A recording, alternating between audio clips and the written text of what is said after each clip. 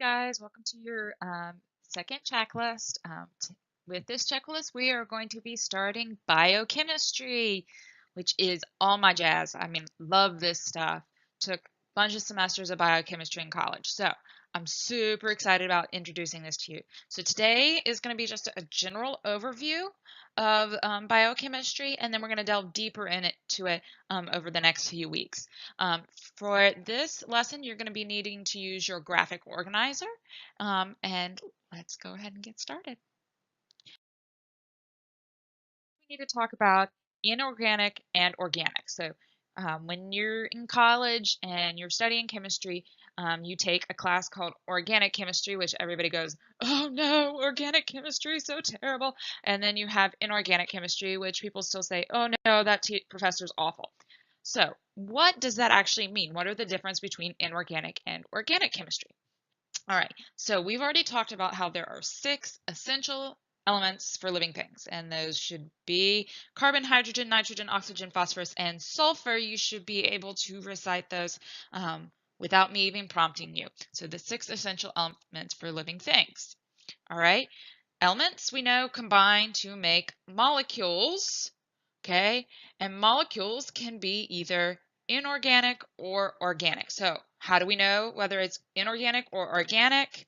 Inorganic, they don't contain the element carbon, which would give you water, NaCl, which is salt, and H2SO4, which is sulfuric acid, which you don't want to play with, okay? So those are all inorganic compounds because none of them contain carbon. Our organic compounds are those that do contain carbon. And the vast majority of things in the world are organic rather than inorganic. So we could have C6H12O6, which is sugar. Okay, that would be your glucose, or CH4, which is methane, also known as cow farts. Okay, so inorganic, organic. Talk about acids and bases. On the last slide, I introduced H2SO4, which was sulfuric acid. Inorganic compounds include acids and bases. Okay, they're measured on the pH scale, where if you have a low pH, okay, so if I'm going to, if you have a low pH down here, you are an acid, and if you have a high pH, you are a base. I remember when I was learning about acids and bases, I was like, low is an acid? Wouldn't base be low? No. Okay, bases have a high pH, okay? So what does that mean? An acid is a hydrogen donor, okay? So they have an excess of hydrogen or protons, okay? And they donate those. So they put those out in solution so that they are available. Base is a hydrogen acceptor, okay? So they can take the H plus and use them, and they are often characterized by this thing, OH, also called, well, if I circle it better here, hydroxide.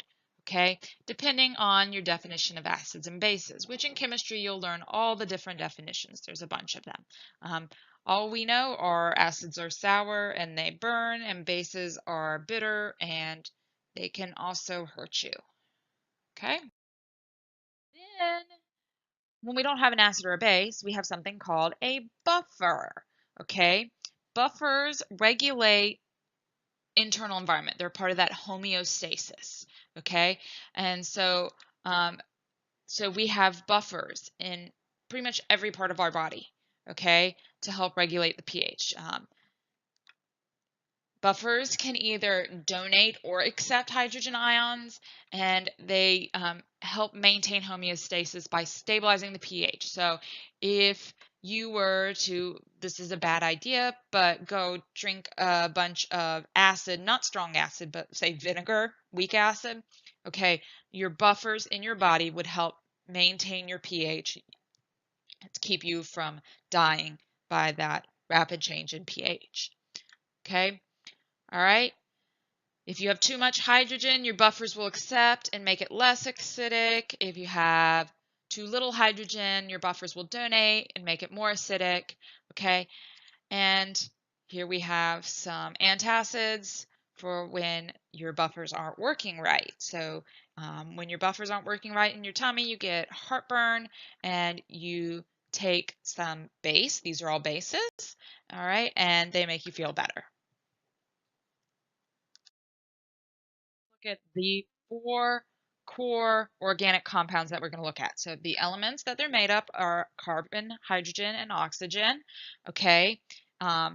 So we're looking at carbohydrates first. So they're made of carbon, hydrogen, and oxygen, okay? And then we have the monomer. Mono meaning one, monomer, or the subunit is called a monosaccharide. Saccharide, sugar.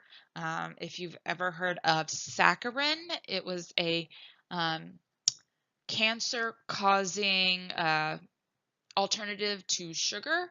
So if you think of like Sweet and Low or Splenda, back in the day, saccharin was really popular, and then they found it gave you cancer. But saccharide, so you think of saccharin, sugar, sugary, sweet, monosaccharide.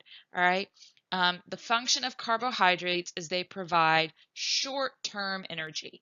All right, and they also are some structural material. So some of our examples are sugar, starch, cellulose, which is what makes up the stems of plants. So cellulose, cellular, cellulose, and then glycogen. Glycogen is really important for fast movements and muscle work. All right. Here are some examples. So when you have a sugar, it originally starts out in a straight chain. So we have here glucose and fructose, which are two different sugars. You notice the location of the doubly bonded oxygen has changed, and that's how we can tell the difference. All right. And then what happens is when they get into play, they like to round themselves up. Okay, glucose likes to make a 6-sided sugar. Okay, all right, and then fructose likes to make a 5-sided sugar. All right, and then if they combine together, okay, we get what is called sucrose. Sucrose is your just table sugar. Like if you're going to put sugar in your coffee or your tea, if you're not a coffee drinker, you're putting sucrose in, and it is a disaccharide. And then starches is when we take a bunch of these little units and we just keep connecting them together. Our next type of organic compound is lipids. They are also made of CH&O, carbon, hydrogen, and oxygen. They're monomers. They're made up of 2 monomers, glycerol, okay, and fatty acids. Okay, don't say fatty acids too fast, okay? Function, they serve for long-term energy, insulation. They make a component of the cell membrane, and examples are our fats, our oils, and our waxes. So let's look. All right, so we have a saturated fatty acid, which means all the bonds between the carbons are single bonds. There's none of these double lines. Okay, that's a saturated fatty acid. All right, so if we're looking at this picture here, remember we talked about we were made of a glycerol backbone, glycerol. There's that glycerol backbone, and then we have fatty acids. So we have 3 fatty acids here. So 1, 2, 3. 2 of them are saturated. They have all single bonds between the carbons. And this one, he's a little kinky here because he has a double bond right here between these 2 carbons. Makes him a little different. All right. All this together is called a triglyceride. Tri for 3, and then the glycerol background. Compound are our nucleic acids. These are made up of carbon, hydrogen, oxygen, nitrogen, and phosphorus. The monomer is called the nucleotide, and their function is they control all cellular activities, and they're made up of, and examples are DNA, deoxyribose nucleic acid, and RNA, ribose nucleic acid. All right, we have our, here's our phosphate backbone, okay? And then we have our nucleotide here, our A, which we'll learn more about that. So we have our sugar backbone going along, and then our bases through the middle, okay? And then these end up turning into a double helix. And we will learn a lot more about that this year. Core 4 are proteins made up of also of carbon, hydrogen, oxygen, nitrogen, phosphorus, and sulfur. The monomer is called the amino acid. These are the basic building materials for everything in life. Okay, so they make up hormones, antibodies, pigments, enzymes, hairs, fingernails, all that are made up of. So we have, here's an amino acid structure. So we have the amine group, the amino, okay, and then the carboxylic acid, amino acid, and then we have the R group. R group means radical.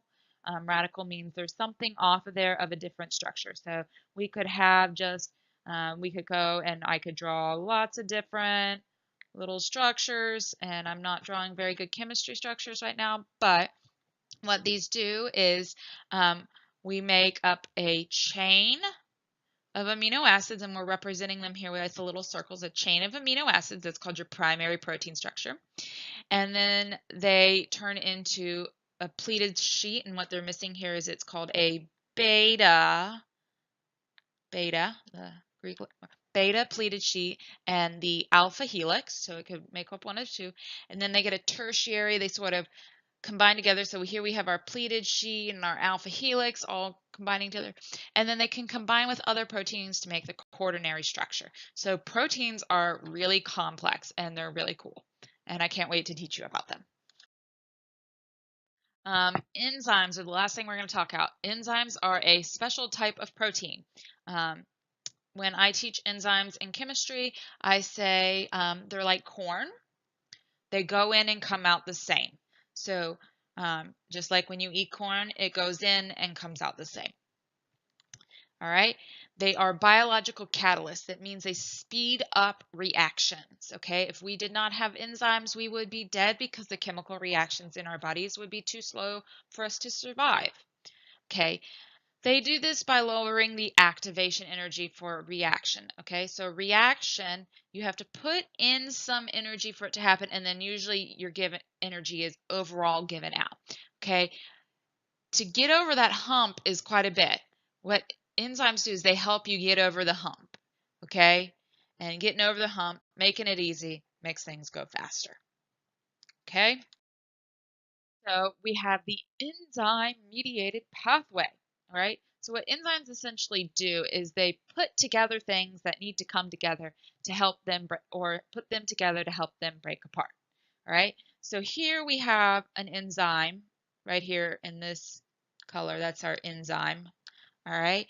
And it's bringing in substrate A here, all right? Together they become C, all right, and then out comes E, where A has broken into two components. But if we notice, our enzyme has gone in and come out the same, just like corn. All right, enzyme, substrate, enzyme substrate complex, and then we have our, okay, enzymes. All right, enzymes fit with their substrates like a lock and a key. Okay, you can't put substrates into an enzyme that don't match.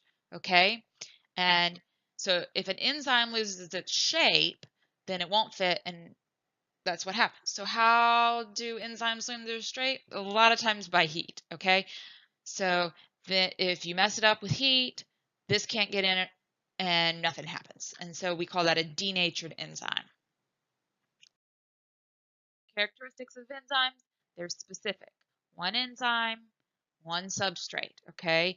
Enzymes only work for one thing, all right? But they are reusable. They are not used up in the reaction. They're like corn. They go in and they come out the same. All right. I look forward to talking to you more about the rest of this stuff, but that is the end of our general overview of biochemistry. I look forward to seeing you tomorrow in class. Bye.